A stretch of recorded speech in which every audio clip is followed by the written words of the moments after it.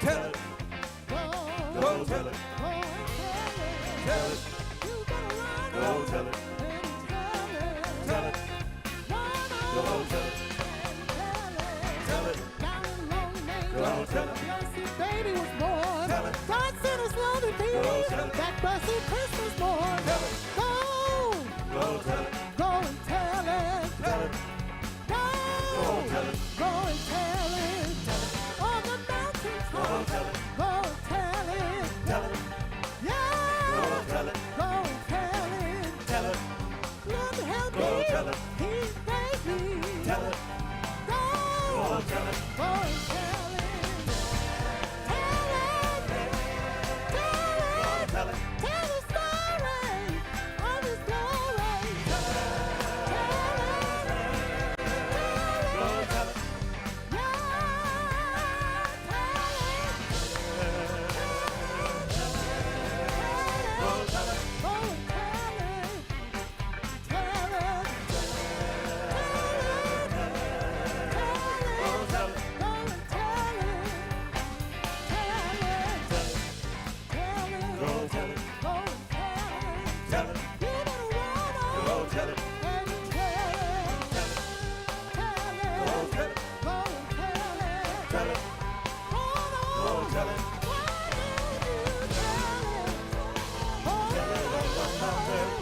Jesus Christ is Lord.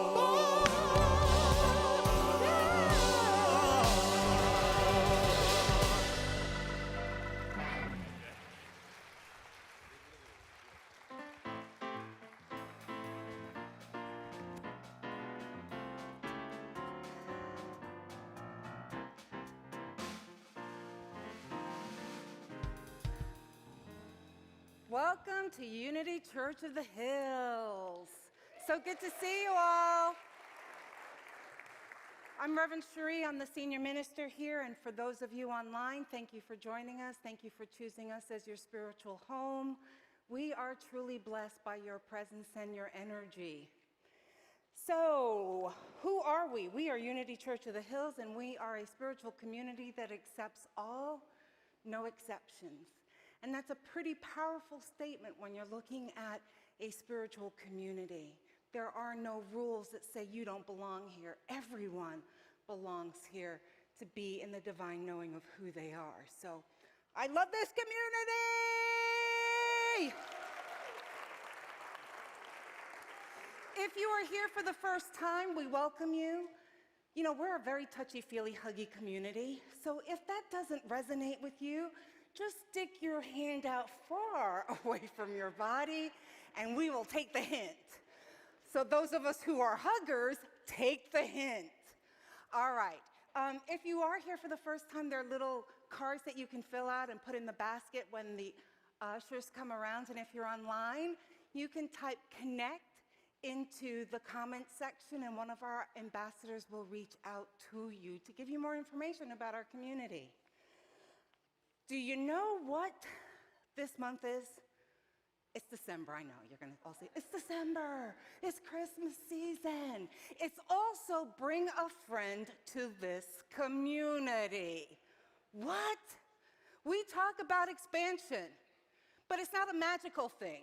It's not like we think, oh, let's have more people here and do nothing. No, we think, oh, let's have more people here, and we go in and we invite people to come and join us here. So we're making this a little bit more interesting. We're going to have a raffle. So if you bring a guest, for each guest that you bring, you get an entry into our raffle. And we have amazing prizes. Did you hear from the bed and breakfast? Okay. So I can tell you two of them. One choice that the winner has is to get a complete makeover. You know, sometimes we get stuck in our 1970, 80 persona, and we forget that, you know, we can shift. So Danny, Reggie's hubby extraordinaire, ex-New Yorker, so you know I love him. He is offering that service to the raffle winner, or you can choose to have an amazing flight around Austin. Steve, where are you? He's back there? Okay, he's in the crow's nest. So Stephen Meyer, he's a pilot, been a commercial pilot for a really long time.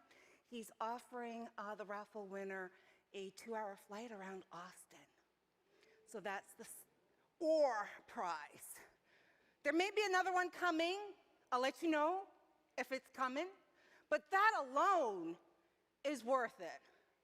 So I'm just seeing, we talked about 500 members by the end of this year.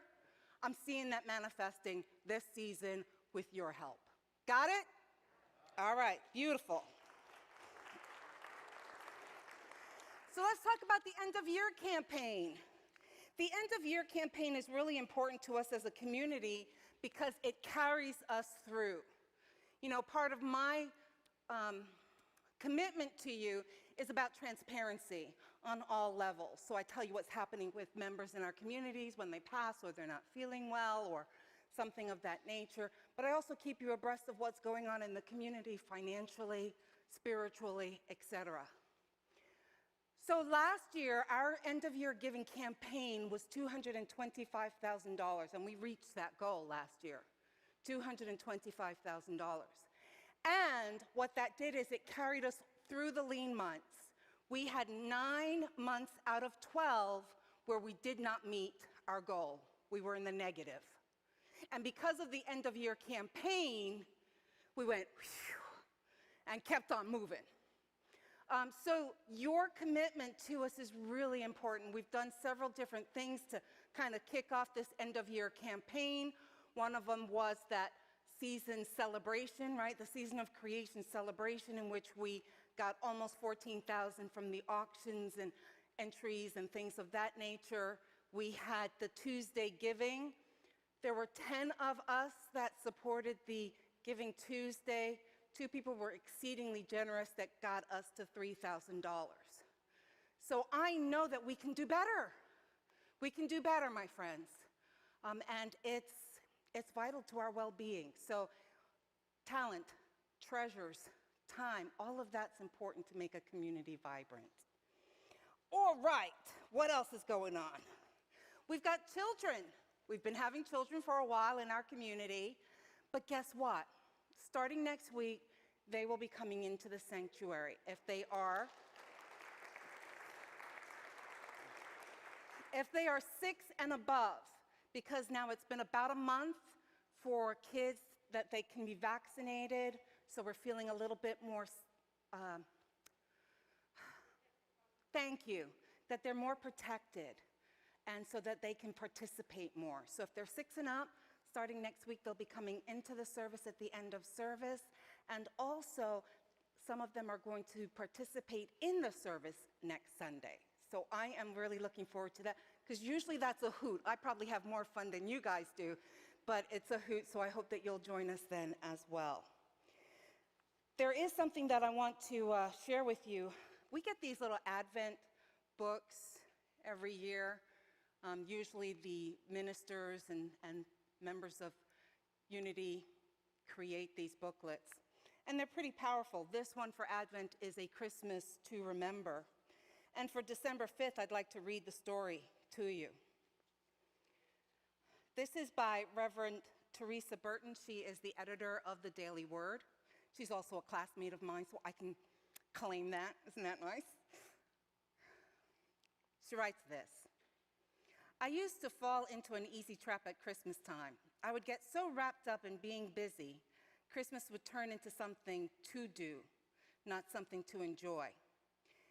It was a mostly happy pressure. I enjoy shopping for gifts, cooking my favorite holiday dishes, sending Christmas cards, and doing more socializing in a month than I do most of the year. Can we relate to that? I know I can.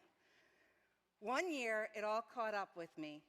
I felt frazzled and grumpy. With each passing day, I felt myself slipping further and further behind on everything I believed I had to do. Even though I knew that the pressure I was feeling was self-imposed, I wouldn't give myself a break and let anything go. The more focused and efficient I tried to be, the more irritable I became. I felt as though I was running out of time, chasing an idea of perfection that mattered only to me. I had committed to attending a Christmas Eve church service, but I wasn't really in the mood. Not that you can relate to that at all. I settled in my seat, but felt restless. I sang the familiar songs and heard the familiar scriptures. It was all lovely, but my mind kept drifting back to the unwrapped gifts, the unsent Christmas cards, and all the errands I ran out of time to complete. The service was pleasant enough, but I remained unmoved, eager to get home and back to work of getting ready for Christmas. I was about to realize I had sacrificed peace on the altar of perfection. After the service, I stepped outside and walked toward my car. I was calmed by the fullness of the quiet and stillness of the chilly air. Driving home, I slowed to appreciate the lights adorning the houses, the colorful Christmas trees and windows and luminaries lining several long driveways. For the first time in weeks, I felt captivated and wholly present. In that moment, I remembered singing, not even an hour before, "Silent night, holy night, all is calm, all is bright." And it was. I've kept the gift of that experience. I realized that that peace isn't perfection. Peace is presence. Peace is presence.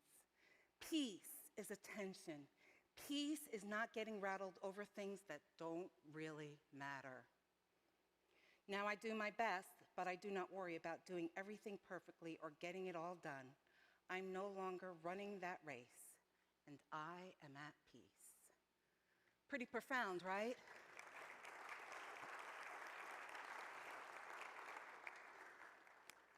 So we're going to talk about our vision, and our vision is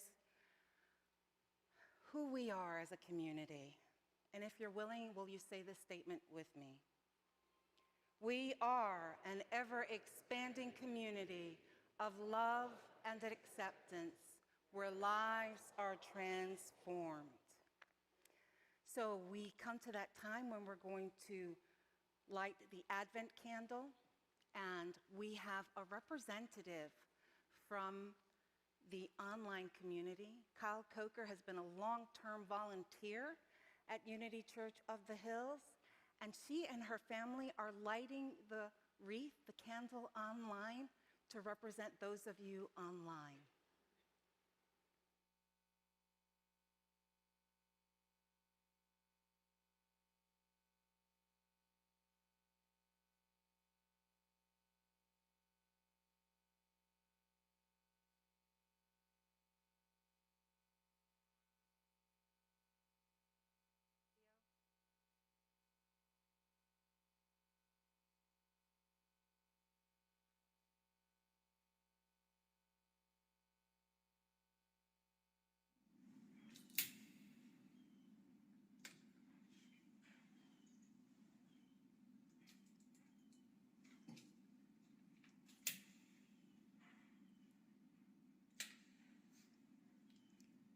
Perfect.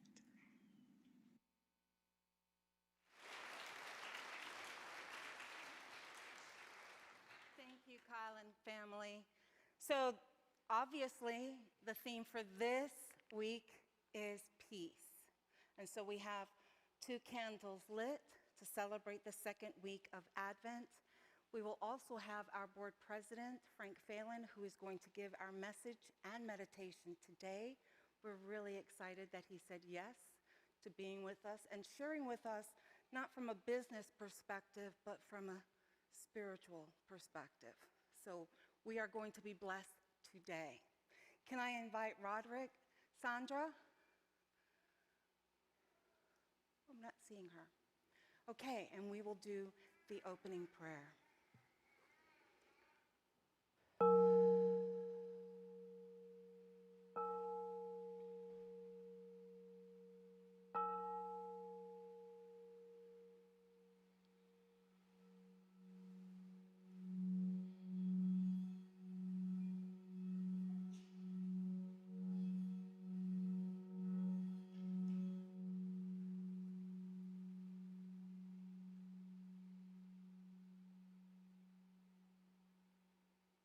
And as we breathe into this now moment, we allow that sound to permeate our being, calling us to rise up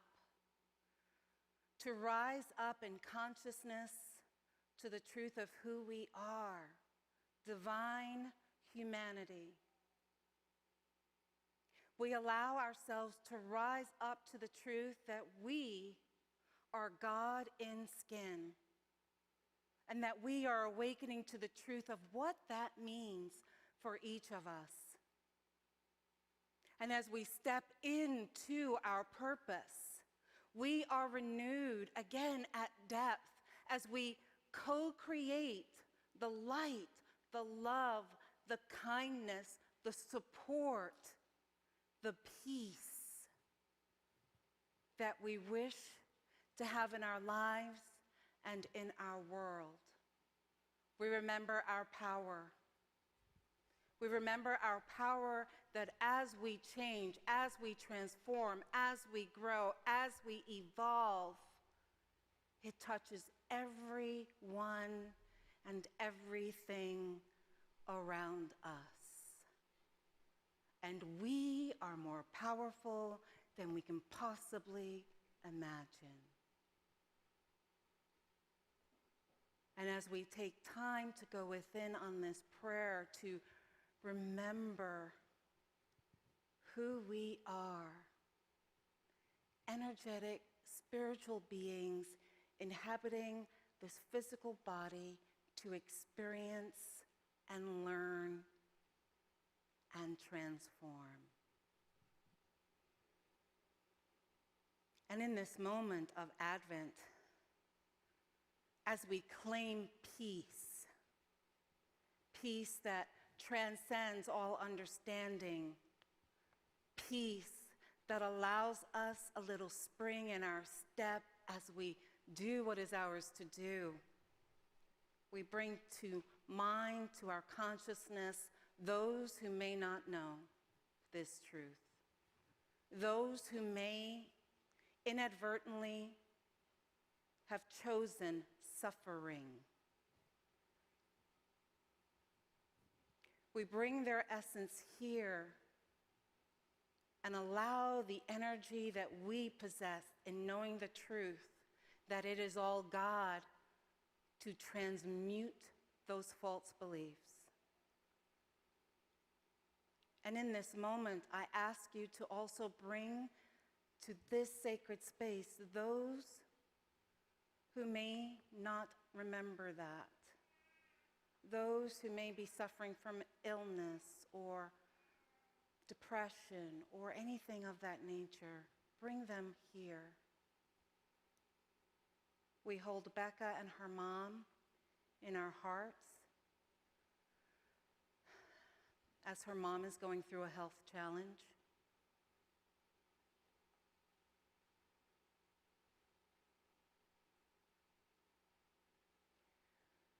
And as we bring all of those energies and those consciousnesses here, we claim truth.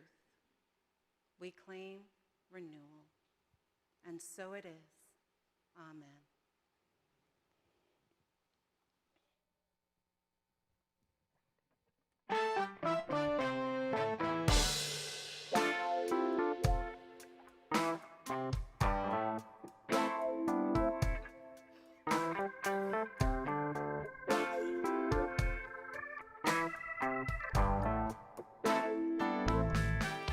You're not a natural being, having a spiritual experience, but you're a spiritual being, living this natural experience.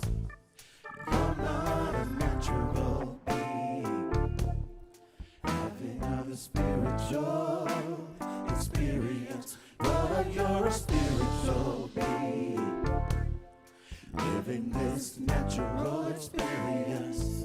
Every day when you wake, your request should constantly say,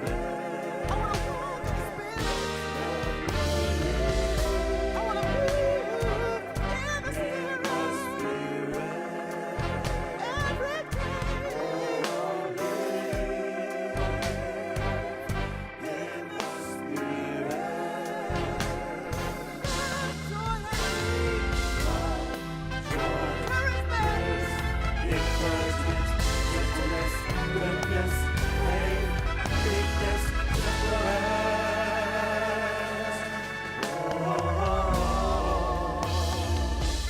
Let me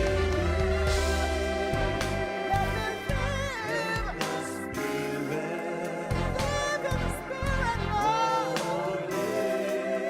I want to discern the Spirit In the Spirit. every day. Thank you, Lord. In the Spirit.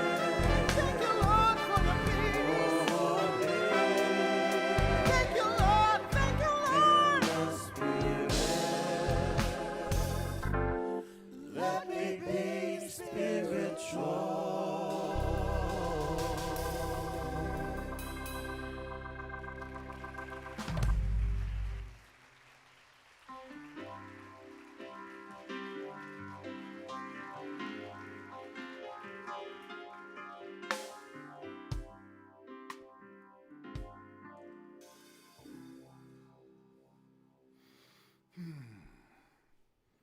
Good morning. Thank you, Celebration.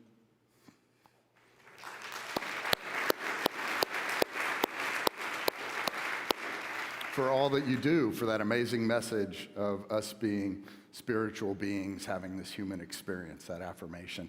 Nina and I, my wife, were chatting earlier this week about how much we appreciate being able to come back and be here and listen to Celebration. And there's a new appreciation for being able to be together here today and participate with those that are online. What a blessing. We have so much to be grateful for. One of the things that I was particularly grateful for this morning was the ability to turn left into Unity Church of the Hills without taking my life in my own hands. We have a center turn lane. For 20 years, those who have been coming us that long, we have had to take risks every Sunday. So we're committed or desperate, something. And I also want to recognize and thank everybody that helps make this happen. It's not just the folks you see on the stage, but it is our technical folks, our volunteers, our staff. There's so much that goes on during the course of the week to make this really, really important hour or hour and a half of the day happen. And I'm grateful. We can all be grateful for that dedication and love.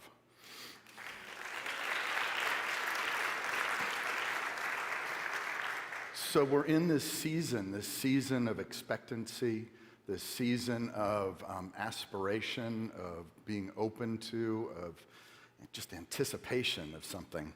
And we call it Advent. We've got the wreath with the candles, and I love what New Thought does with this. I came up in a rather conventional theology, and in that theology, I came away from Advent with the idea that you get to play with fire. And that was about all the useful tool that I drew from that. And that wasn't that theology's fault. That was my inability to really be present and listen to what was being said and done. And so, today we're going to contemplate one aspect of this preparation for the Christ Spirit. The Christ Spirit, the initial commemoration of that birth on this planet, for that demonstration for us, and for our own embodiment of that. We celebrate in unity through these hope and peace and love and joy. And I'm going to have a slide go up. There we go. Being an engineer, I can't help but break things down into their requisite components. And so, I asked myself some questions when thinking about peace and doing a talk on peace. What is that? What is the activity of peace? And questioning, the conventions and our typical approach, and maybe reframing peace somewhat, because we all want it. We all want it, and I would probably hazard a guess that we all share some frustrations with the inability for it to be realized, either in our own lives or in the world at large. And looking to the source of peace. Where does it really come from? Where does it emanate from? Then those barriers and the prerequisites necessary to have it. What's holding me back, and what needs to be done for it to manifest in the world? And finally, the experience and practices of peace, because we've got that fifth unity principle of it's not enough to just know about it. We get to live it. We get to experience it. And so those are the elements that I'll be breaking it down into. So we can dispense with that. Thank you. And I love the piece in Reverend Cherie's prayer this morning about peace being a presence. That it is about a presence, a way of being. In Advent, we celebrate the states of being in New Thought that prepare us for embodiment of the Christ Spirit and to commemorate the arrival of the Christ into this world for the first time. And last week, Reverend Cherie talked a little bit about, we've got hope and peace and joy and love, but if these don't work for you, what are the attributes of your God that you want to emulate and be in this world, and choose the ones that work for you. She also issued a really, really audacious question to us. Do we want to be the Christ?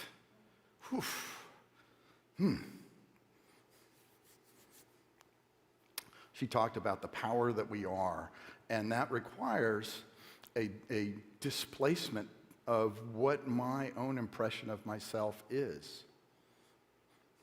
Probably the biggest challenge is my ego, out of whack one way or another, either too great or too small to be able to realize what that potential is, but it's there in us, as Celebration did at the beginning. A definition of peace that we can use, a metaphysical perspective, is that it is the tranquility and harmony associated with adoption of the Christ consciousness. I think that's a great definition. Many years ago, I worked with a man in recovery, and he would always ask me this question when we were talking about a spiritual concept or principle. We'd discuss it, and he would go, well, what does that look like? What does that harmony and tranquility and so forth look like in the real world, in our day-to-day lives and so forth? And so that's one of the things that we'll talk about a little bit later. It's a great question to ask, though, when pondering a spiritual principle. So I'd have to say that conventionally, well, I know from growing up, some of my early experiences about the larger outside world were watching the evening news with my dad in the 1960s and 70s. And for those of you that are old enough to remember that was the Vietnam War coming into, in vivid graphic detail, our family room on a daily basis with the body counts. And then the juxtaposition to that were the peace protests and it was the context under which my idea of peace was framed, that peace is merely the absence of war. And I know we can do a lot better than that. And so that's what we're going to talk about today. In Philippians 4:7, and the peace of God, which passes all understanding, shall keep your hearts and minds through Jesus Christ. So we're going to attempt to contemplate a peace that passes all understanding. Good luck with that. I have found myself spending time trying to describe indescribably wonderful. But it's a great thing that we can do. We can try and contemplate these ideas. And I'll talk about some mechanisms that we can use for that. One of the things we can do is we can talk about, what that idea is not. Well, a peace that passes all understanding isn't about external circumstances. It isn't about what's going on out there. It is not dependent upon the behavior of other people or groups or our leadership. And so, what is our source? What are we turning to for that peace? Wonderfully, we have unity principles. We have the first principle of unity. There's only one power and one presence in the universe, God, and that power is good. And then our second principle, that we are of that. We are made in the image and likeness. We don't inherit sickness. And so we're inherently good, which there's a tall one coming from a conventional theology.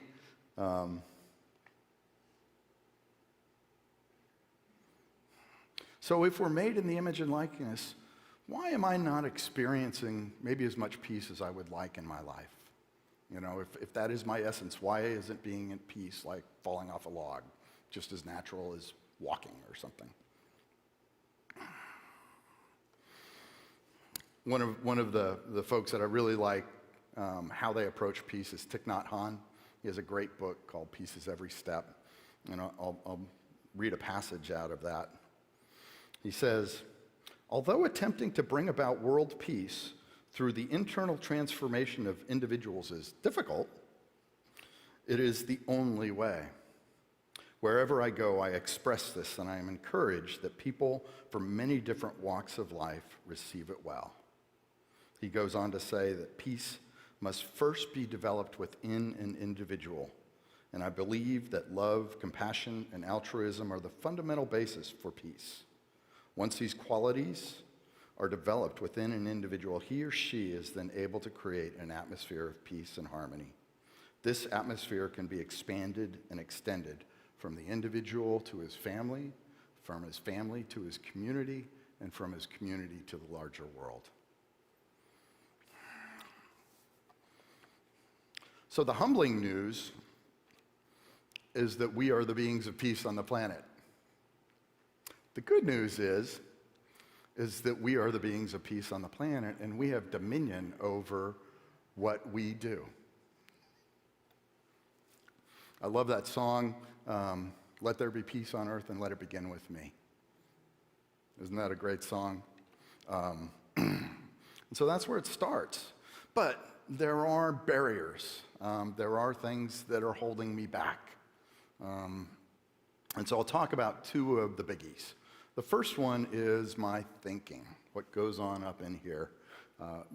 Blaise Pascal, an amazing polymath who I've known for years through physics classes, also was a bit of a philosopher and theologist, and he summarized it really well in a single sentence. He goes, all of humanity's problems stem from man's inability to sit quietly in a room alone. Yeah, buddy. You know, in my early recovery, I was appalled at the side effect of sobriety being unremittent, constant consciousness. Yes, what do you do with that? It was terrifying. And, you know, to a certain extent, I think all of humanity deals with that. And we deal with it in a myriad of ways, you know, distraction, addictions, you know, obsessions, so forth and so on. And in lesser and varying degrees.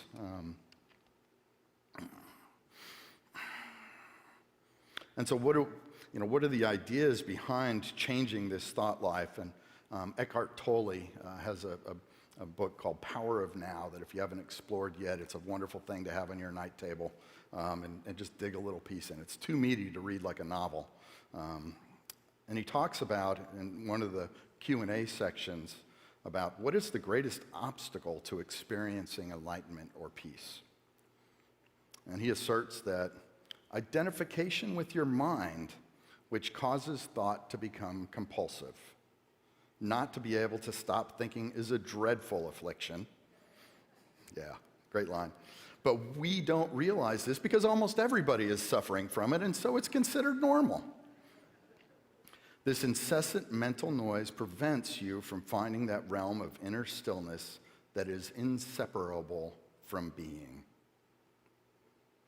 The compulsive thinker lives in a state of apparent separateness in an insanely complex world of continuous problems and conflict, a world that reflects an ever-increasing fragmentation of the mind. Enlightenment is a state of wholeness, of being at one and therefore at peace, at one with life in its manifested aspect, the world, as well as your deepest self, and life unmanifested, at one with being. So the trouble with this is we can know this and we can forget it too. At least that's my experience. And he goes on to say, you then forget the essential fact underneath the level of physical appearances and separate forms, you are one with all that is. By forget, he says, I mean that you can no longer feel this oneness as a self-evident reality. You may believe it to be true, but you no longer know it to be true. A belief may be comforting, but only through your own experiences does it become liberating. So changing our identification from our mind to our being is what needs to happen. And this is a practice as we use our minds on a daily basis, and it's so easy to fall back into that identification with the mind. And we'll talk about the practices that can move us from there. All right, so y'all still with me? That was barrier 1. Barrier 2, my idea of God. And that was the question that I put forward as the title for the piece is my God at peace? In the theater, we used to have some things that we would do that would be what we called cheap and sleazy yet effective with lighting or sound or whatever. And this is kind of that question, to make God into man, to anthropomorphize man, to examine our idea of God is a useful utility, even though it's not really realistic. But what that activity allows me to do is ask myself, what are those lurking notions in the back of my consciousness about my God that are not serving me? Because if my God isn't at peace, I don't know how I can be at peace. I got no chance.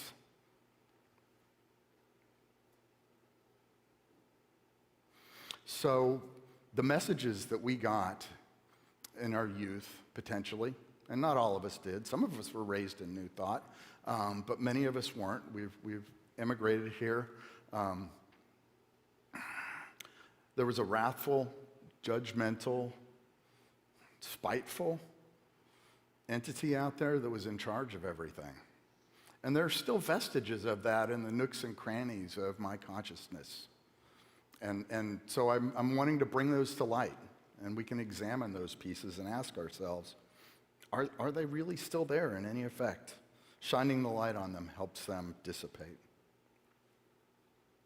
We do so many things here in New Thought. We have the attributes of God: omniscience, omnipotence, omnipresence, infinite love, infinite joy, infinite peace. But I don't experience those as much as I would like to. So we have dominion over ourselves, and in this season of preparation, we can set an intention to let go of these old ideas, to let go of these ways of being that aren't working for us today. But an intention is not the same thing as a practice. We can set the intention here, but does it make it to the end of the UCOH driveway? Or even as far as 183. And I can speak to that because I've done it. Oh my gosh, I've left here feeling so spiritual, and you know what? It can fade. Yeah. So that's the second barrier. So I mentioned that I wanted to talk a little bit about the prerequisites, and this is where the good news is. The prerequisites for us being the Christ, being peace in the world, are nothing. We don't even need to understand what the extent of our capacities or powers are. And I know we can know that's true because when we were very little, we hopefully, all of us, experienced peace at least one point before we were conscious of what peace was, before we were conscious of a higher power in any particular construct. We could find times to be at peace. And so we know that that is baked into us in our essence as these spiritual creatures. We know it's not dependent on externals. I have walked through many experiences, and many people that I know here very well have walked through very difficult, profound tribulations, and still found ways to be at peace. And then the final one, the one that's really a biggie, is that nothing needs to be created. That love and compassion and altruism that Thich Nhat Hanh mentioned, he talks about those as qualities. Well, those are qualities that we are imbued with. We don't need to go find them. We don't need to create them. It's a matter of letting go of the things that are inhibiting me from fully expressing them. So the practices. This is where the rubber meets the road. We can talk about it, we can theorize it, we can have lofty intellectual conversations, but what am I doing on a daily basis to practice this? Well, we have the wonderful process of affirmative prayer. If you want an example, Rick, who did a talk on peace this morning that will be on YouTube at the 8 a.m. service, did a great affirmative prayer around peace. You know, where we're affirming those things that we know to be true. Meditation. Many of us have meditation practices in here, rich meditation practices that have been going on for long periods of time. Others of us are still dabbling in it. If you haven't had the success with meditation that you would like, my encouragement is stay with it. It took me 16 years from when I first started to try to meditate to where I felt like I could do it on a regular basis. Be consistent. Attending services, that's another piece. Affirmations. Affirmations are so powerful. Not too long ago, a friend of mine started sending me a text with just 3 little gratitudes on it, and then did it again another day, and every day after started sending that to me. And so I've started doing that with some other folks too. And it's just a way of affirming positivity and putting it out into the world. These are small practices, but the aggregate of them shifts us over time. One other piece of good news too, a favorite definition of mine of a miracle is a quickening of spiritual advancement. You know, our walk into forgetfulness, if it's 40 miles, doesn't have to be 40 miles back out. We can set that intention, start the practice, and be shifted in relatively short order. Spiritual literature. We get to partake of spiritual literature. If you don't have something going all the time, find a book and have something that inspires you. There's so much in there. We've got this phenomenal New Thought bookstore, the only one in Austin, and it's available. I think being particular about what we take into our consciousness. There is so much information available out there right now, and being discerning about quality information, impartial information, if we're looking at news,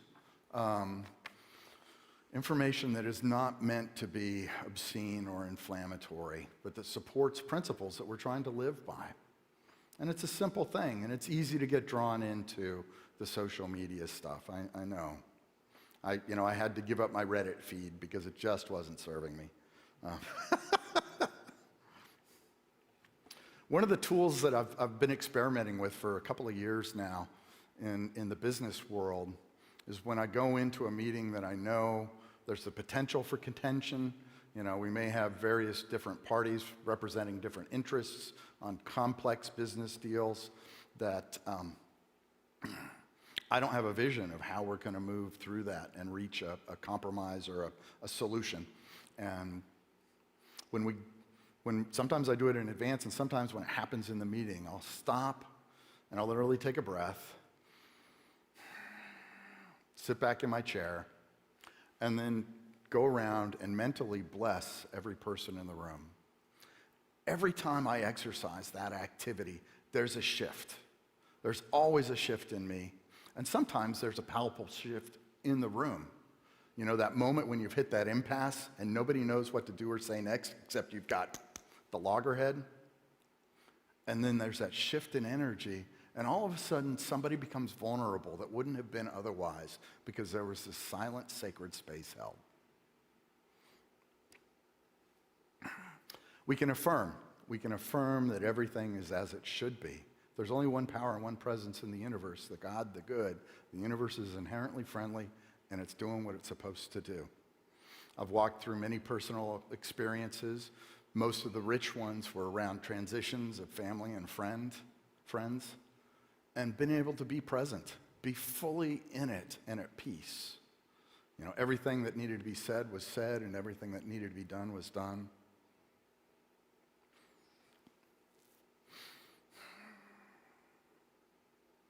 Last week, Reverend Cherie talked about hope and expressing with confidence that all will work out to the highest and greatest good. And I've seen that with our congregation. You know, I get to see the congregation from multiple perspectives, as a congregant and then also as the president of the board. And as the president of the board, I get to see how the sausage is made. And it's caused me to fall in love with this community more and more, especially when we've walked through hard times. Because there's always been a large cadre of people here that through the most difficult of times, you know, tumultuous minister transitions, difficult finances, controversies, pandemics, everybody's always risen to the occasion. There's always been those that have been holding this highest and greatest good in consciousness for us. So we have resources for all of this. We have this amazing church community. We have a senior minister. If you haven't made a connection with her, I highly encourage that.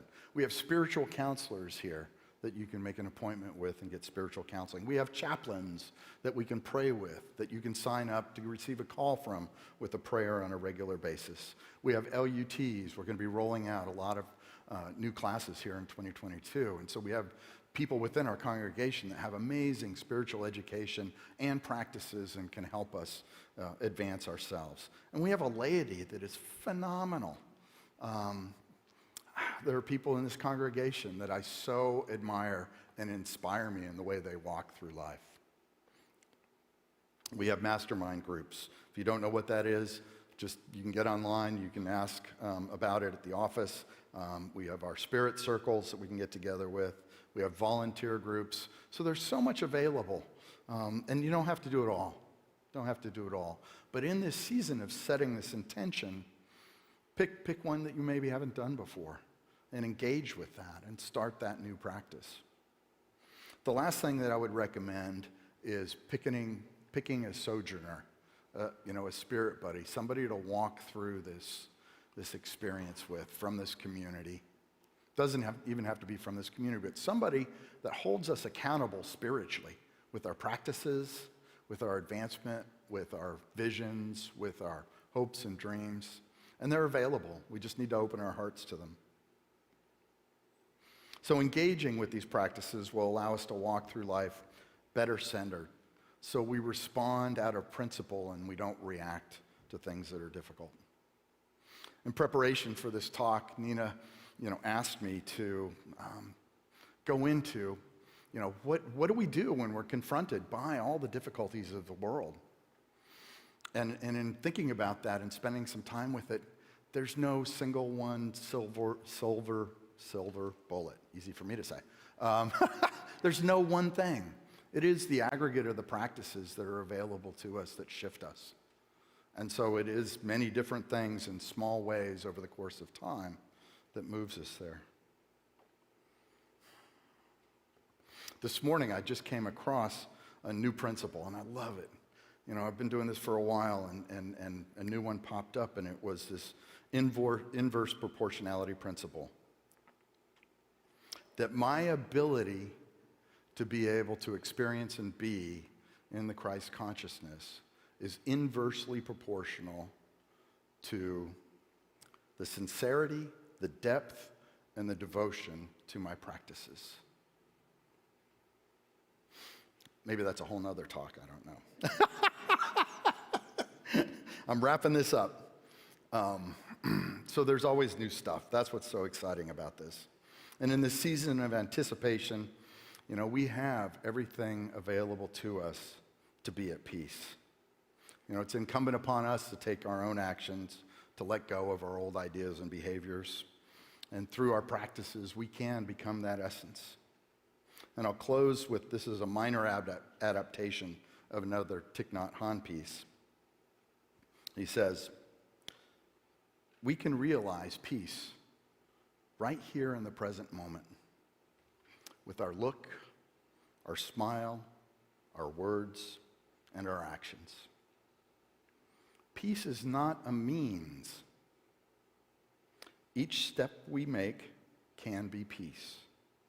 Each step we make can be joy. Each step we make can be peace.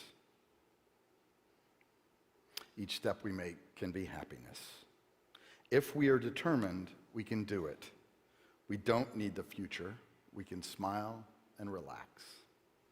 Everything we want is right here, now, in the present moment. Namaste.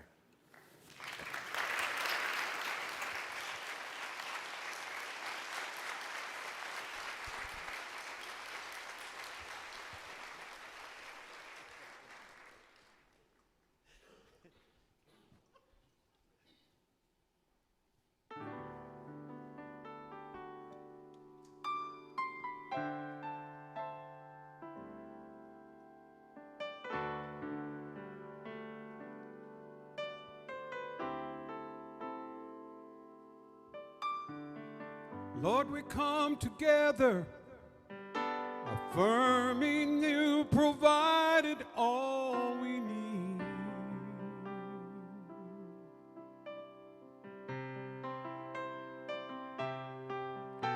Seeking guidance from you, praying for that someone who will lead.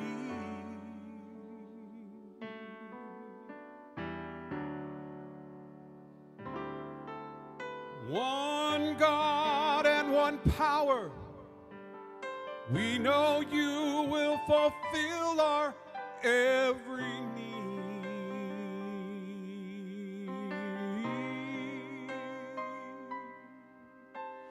Day star, shine down on us, shine down on the one we call to lead.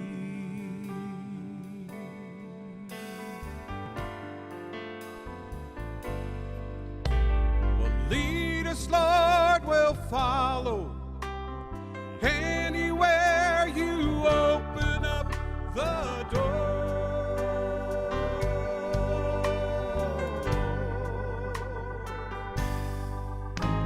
Well, let us know your wisdom. Show us things we've never seen.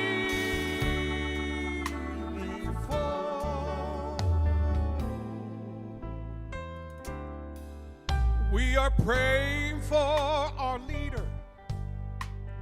You can help us take the path we know is right.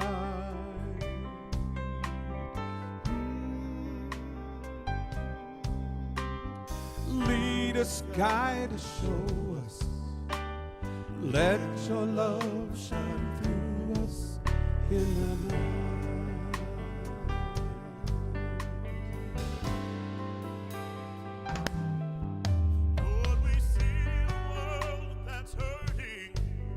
There's confusion and we want to be that light.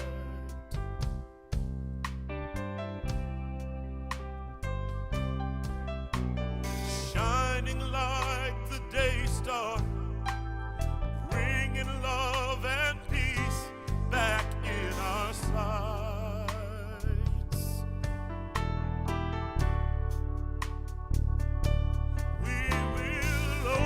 Shadow darkness with our hearts of love and peace and light.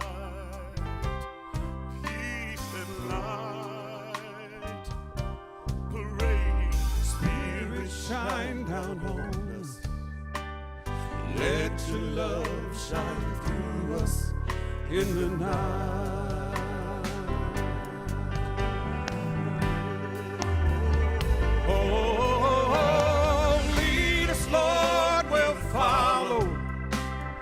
Anywhere you open up the door.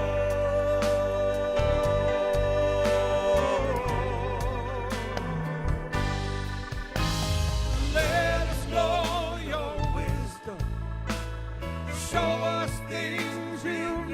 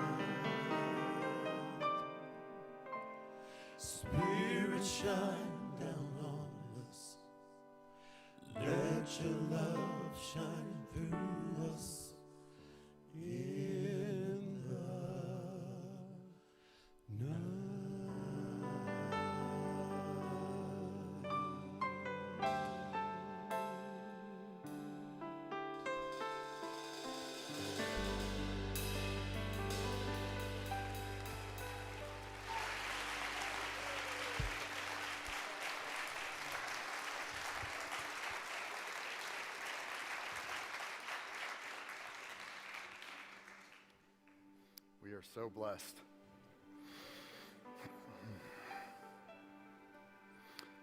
So if we can slow down for just a moment and move into a time of reflection and contemplation. I'll invite you all, if you're comfortable, close your eyes. And we'll start with a quick exercise to recognize the body.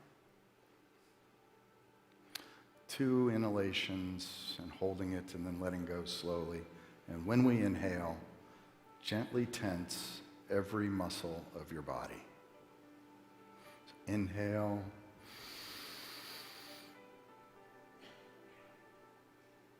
And exhale.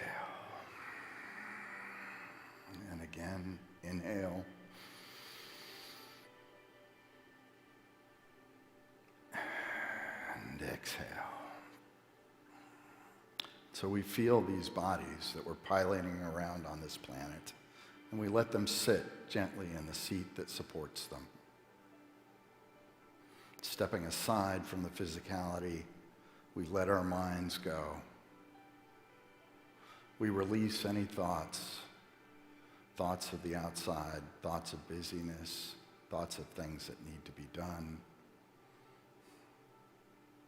Right now, absolutely everything is exactly as it needs to be.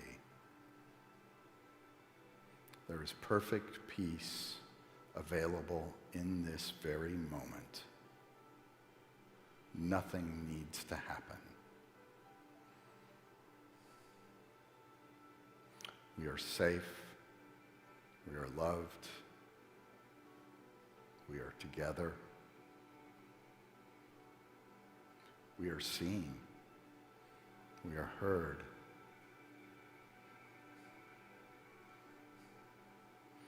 We are that divine entity.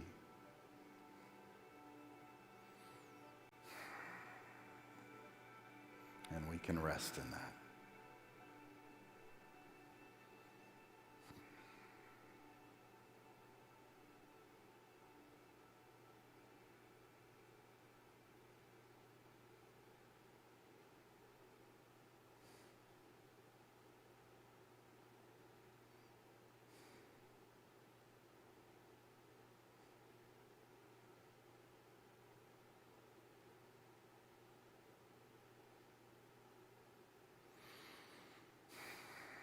So moving gently back out of that space and into our presence, into our physicality.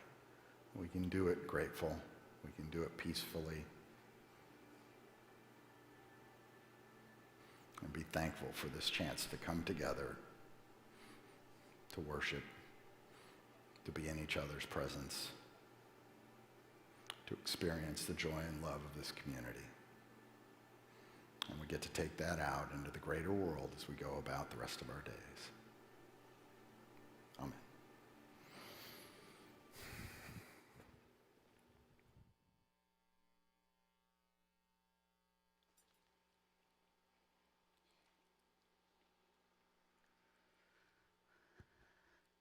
Thank you, Frank. That was beautiful. I have asked several members of our community who are leaders to talk about why do we tithe, why do we give to this community? And I've asked James and John to share with us why they give. Hello, UCOH. This is James and John. We wanted to take a moment to talk about prosperity and abundance and the power of giving. Money is energy. It's a real thing that opens up a flow when you are giving on faith into the universe, into your spiritual home. The universe gives it back to you. It opens that flow. That's right. And so when I think about UCOH, which is our spiritual home, this place that we love, that we get so much from, that we take the teachings into our business, into our marriage, and into our communities, where folks say, wow, you're so happy and you're doing so wonderfully. Well, the secret is UCOH. Why am I not investing more in it? And so one day we made the commitment to tithe and then to give a little bit more, and things changed. So as you're doing your holiday shopping, make sure you sign up for Amazon's Smile program. And you select UCOH, and then every time you make a purchase, that's money you're spending anyways, guess what? UCOH gets a portion of the proceeds. So make sure you sign up for Amazon Smile and have a great holiday season. We love you. Have a wonderful holiday season. No toe in, no toe out. Let's fully commit to UCOH and remember that you matter and we are thankful for you. Bye-bye. Happy holidays. Bye.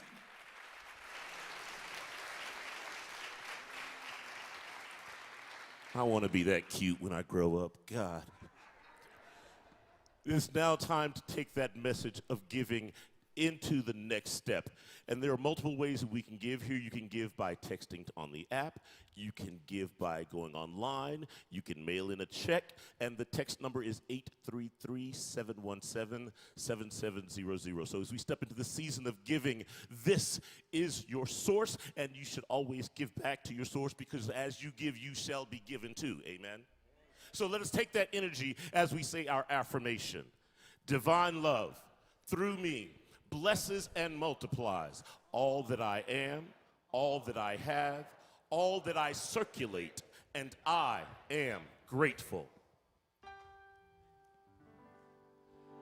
There's a reason that the lights are shining. There's a reason that the wreaths are hung. There's a reason that songs of joy and peace are being sung. Oh, yeah. There's a reason for the celebration. There's a reason that the silver bells ring. There's a reason for the season, and the reason is Christ, Christ the King. Yeah.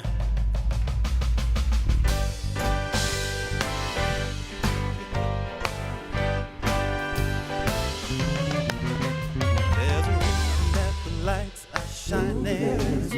There's a reason that the wreaths are hung. There's a reason that songs of joy and peace are being sung.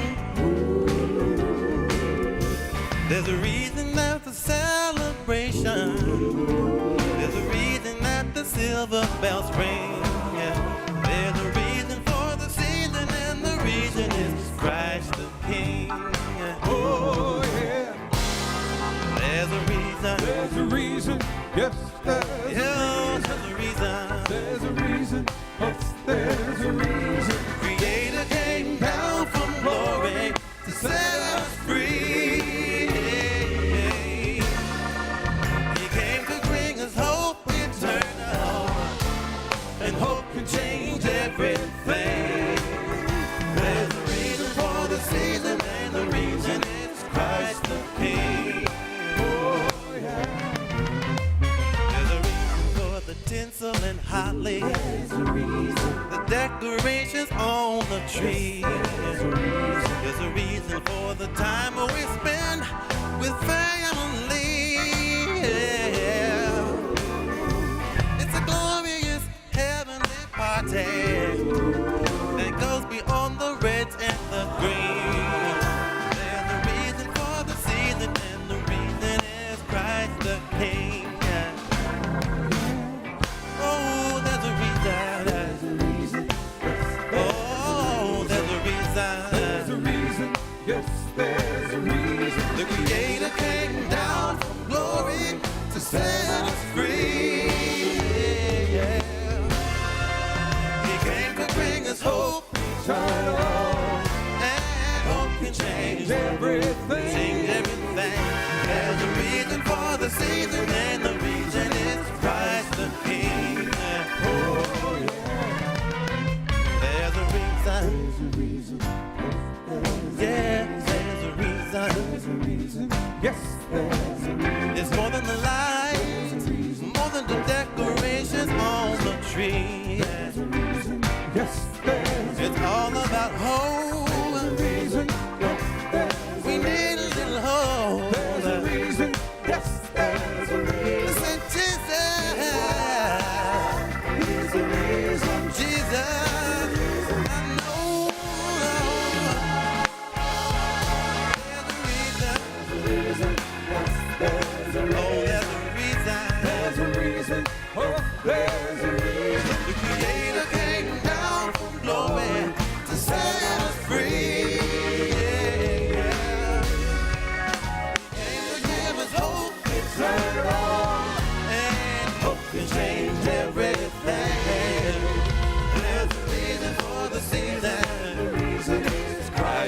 King. Oh yeah, there's a reason for the season. Christ the King. Oh yeah, there's a reason for the season, and the reason is Christ the King. Oh yeah.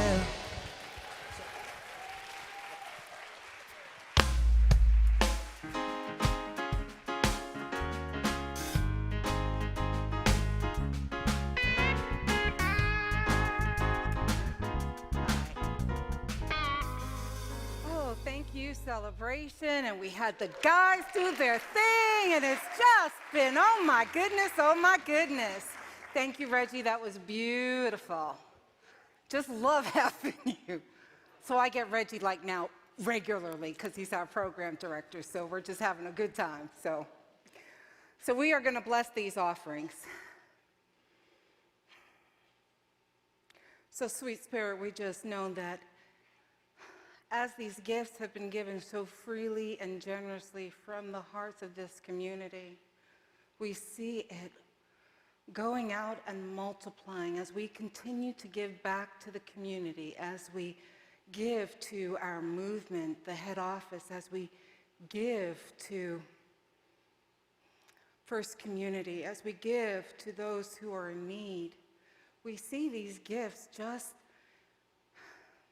changing lives. And we see that this gift is returned to the givers tenfold. And so it is. Amen. Thank you. All right, so here we go. When I'm tired, you'll notice the British stuff comes out a little bit. There's two reasons that it comes out. I'm either tired or I'm ticked off, so you never know. Oh, at least I entertain myself, so that's good. Frank, I just want to take a moment to thank you for sharing your gift and talent with us in the talk and in the meditation.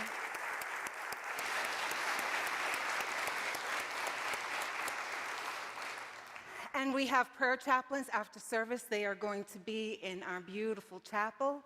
And so if you're feeling like you'd like to get a little boost for the week, please see one of our prayer chaplains over there. We also have the giving tree out there, so please make sure that if you're called to give to either the kids or elder care, whoever we're supporting, that you look at the ticket and be aware of the deadlines and bring them back on time, please, so that we can distribute them. Bookstore, today's the last day. 30% off, sale today. I already bought mine. I went there early. I was like, okay, I'm here, let's do this.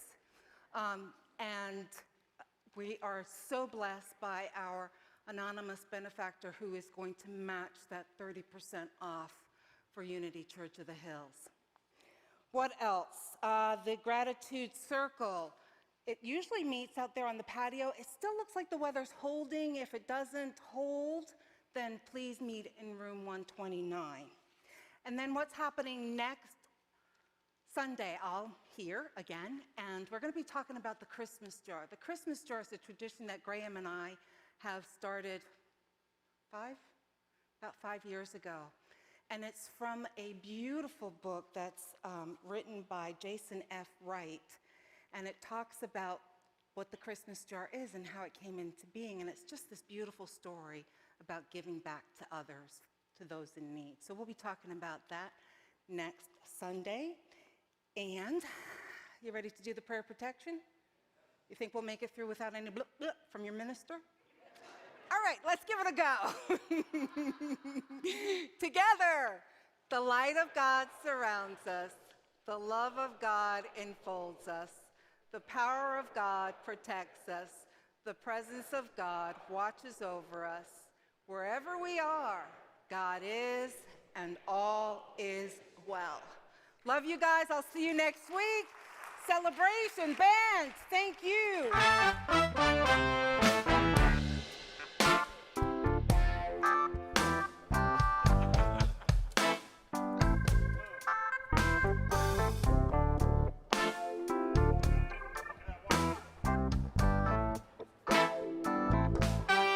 Your love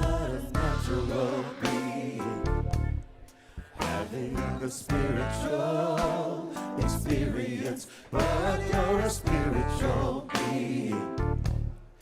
Living this natural experience. You're not a natural being. Having a spiritual experience, but you're a spiritual being. Living this natural experience every day. When you wake, your request should constantly say,